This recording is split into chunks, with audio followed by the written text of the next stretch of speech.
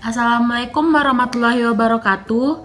Perkenalkan, nama saya Cikita Indah Citra Dewi dengan NIM D1A1200037 dari kelas A Agribisnis, jurusan Agribisnis Fakultas Pertanian Universitas Haluoleo. Di sini saya akan menjelaskan tentang kegagalan pasar dan campur tangan dari pemerintah.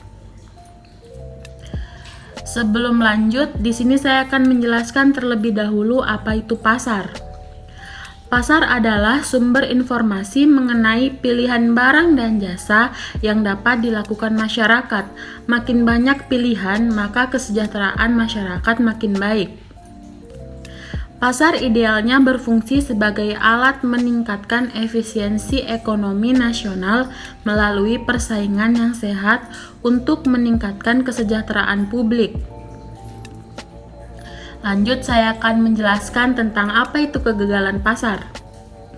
Kegagalan pasar adalah ketidakmampuan dari suatu perekonomian pasar untuk berfungsi secara efisien dan menimbulkan keteguhan dan pertumbuhan ekonomi. Kegagalan ini mendorong pemerintah untuk menjalankan beberapa kegiatan ekonomi. Market failure atau kegagalan pasar dapat terjadi pada saat mekanisme harga gagal dalam memperhitungkan seluruh biaya serta manfaat yang diperlukan, baik itu untuk menyediakan serta mengkonsumsinya. Suatu pasar akan gagal apabila tidak menyediakan jumlah yang optimal secara baik dari aspek sosial. Lanjut, terdapat 6 faktor penyebab kegagalan pasar. Yang pertama yaitu adanya common goods, yang kedua adanya monopoli, ketiga adanya barang publik, yang keempat adanya eksternalitas, kelima adanya pasar tidak penuh, dan yang terakhir adanya kegagalan informasi. Yang pertama saya akan membahas tentang common goods atau barang bersama. Dasar dari terjadinya sistem persaingan pasar yaitu terdapat hak pemilik yang memberikan hak pemilikan kepada tiap individu berdasarkan suatu barang sehingga mereka dapat mengecualikan orang lain agar memanfaatkan barang tersebut. Namun, untuk beberapa jenis barang, hak kepemilikan tidak dapat diberikan kepada suatu individu saja, melainkan diberikan kepada sekelompok orang. Misalnya saja sebidang tanah pertanian, sehingga bisa saja sekelompok orang menggunakannya secara tidak wajar, sehingga menimbulkan dampak negatif terhadap orang lain. Tragedy of common disebabkan oleh yang pertama yaitu indivisibility, yang kedua jumlah kelompok masyarakat, yang ketiga free riders, yang keempat dilema tujuan konsumsi individu atau kelompok, yang kelima ada dilema tujuan jangka pendek atau jangka panjang, dan yang terakhir ada tidak adanya koordinasi dalam konsumsi. Untuk mengatasi hal tersebut, diperlukan campur tangan pemerintah dalam mengalokasikan penggunaan barang bersama agar tercapai kepuasan bersama dalam jangka pendek maupun panjang. Dalam memelihara tentu memerlukan biaya, namun karena tidak ada yang mau menanggungnya, maka pemerintahlah mengenakan pajak atas penggunaan lahan tersebut. Yang kedua, kita akan membahas monopoli.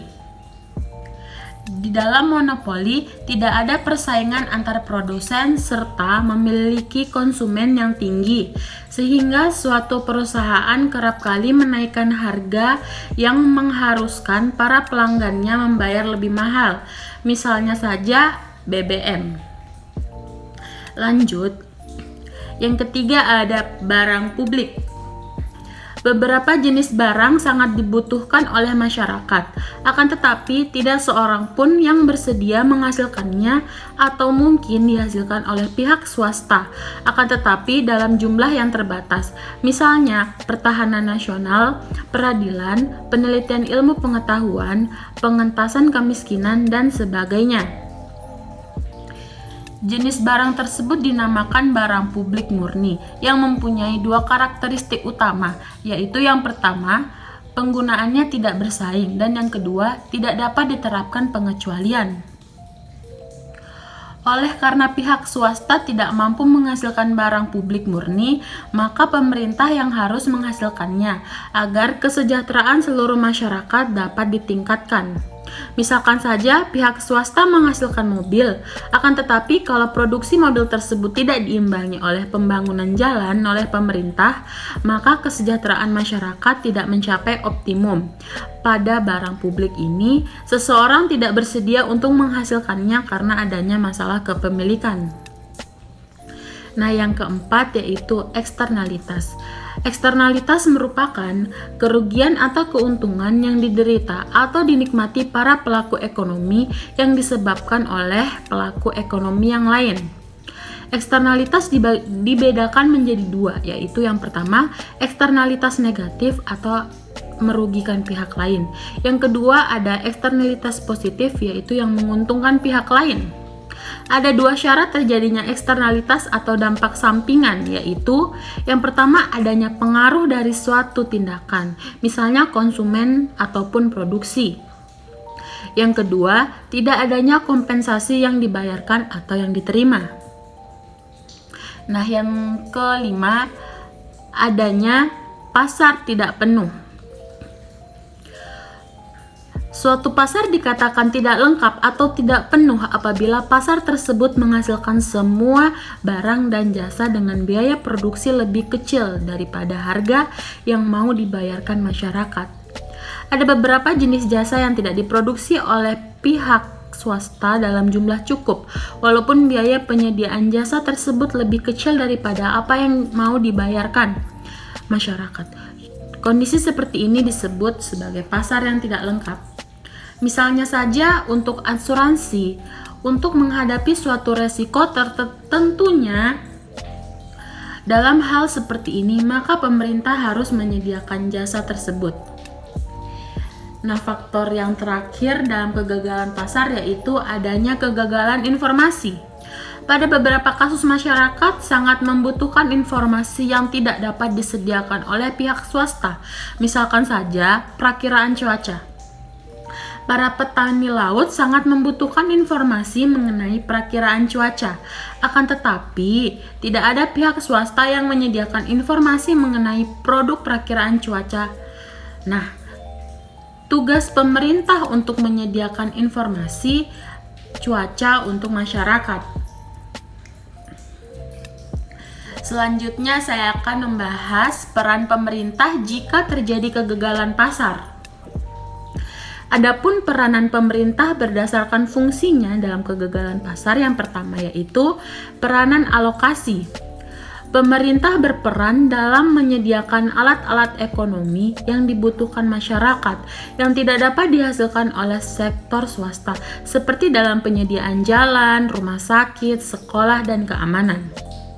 Pada dasarnya, sumber daya yang dimiliki oleh suatu negara adalah terbatas, sehingga pemerintah harus menentukan beberapa besar sumber daya yang dimiliki akan digunakan untuk menyediakan barang publik dan seberapa besar lainnya yang digunakan untuk menyediakan barang individu. Yang kedua yaitu peranan distribusi. Dalam peranan distribusi ini, pemerintah berperan untuk mendistribusikan pendapatan dan kekayaan negara demi kesejahteraan masyarakat. Oleh karena itu, pemerintah membuat kebijakan-kebijakan agar alokasi sumber daya ekonomi dapat tersalurkan secara merata, antara lain melalui yang pertama itu perpajakan, yang kedua ada subsidi, yang ketiga pengentasan kemiskinan, lalu ada bantuan pendidikan, bantuan kesehatan, dan yang terakhir itu ada bantuan pembangunan daerah.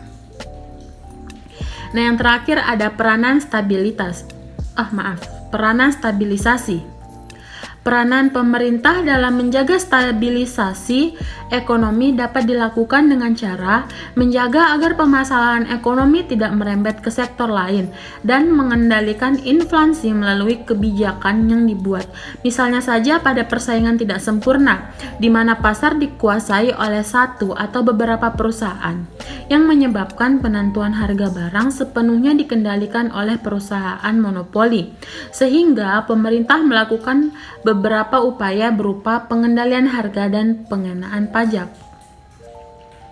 Lalu saya akan membahas tentang apa sih tujuan campur tangan pemerintah ini. Tujuan campur tangan pemerintah diantaranya menjamin agar kesamaan hak untuk setiap individu tetap terwujud dan penindasan dapat dihindarkan. Yang kedua, menjaga agar perekonomian dapat tumbuh dan mengalami perkembangan yang teratur dan stabil. Yang ketiga, mengawasi kegiatan-kegiatan perusahaan, terutama perusahaan-perusahaan besar, dapat mempengaruhi pasar agar mereka tidak menjalankan praktek-praktek monopoli yang merugikan. Lalu tujuan campur tangan pemerintah itu ada menyediakan barang bersama, yaitu barang-barang seperti jalan raya, polisi, dan tentara, yang penggunaannya dilakukan secara kolektif oleh masyarakat untuk mempertinggi kesejahteraan sosial masyarakat. Nah, yang terakhir yaitu mengawasi agar eksternalitas kegiatan ekonomi yang merugikan masyarakat dihindari atau dikurangi masalahnya. Mungkin itu saja yang bisa saya jelaskan tentang kegagalan pasar dan campur tangan pemerintah. Mohon maaf jika ada kesalahan kata. Wabillahi taufiq wal hidayah. Wassalamualaikum warahmatullahi wabarakatuh.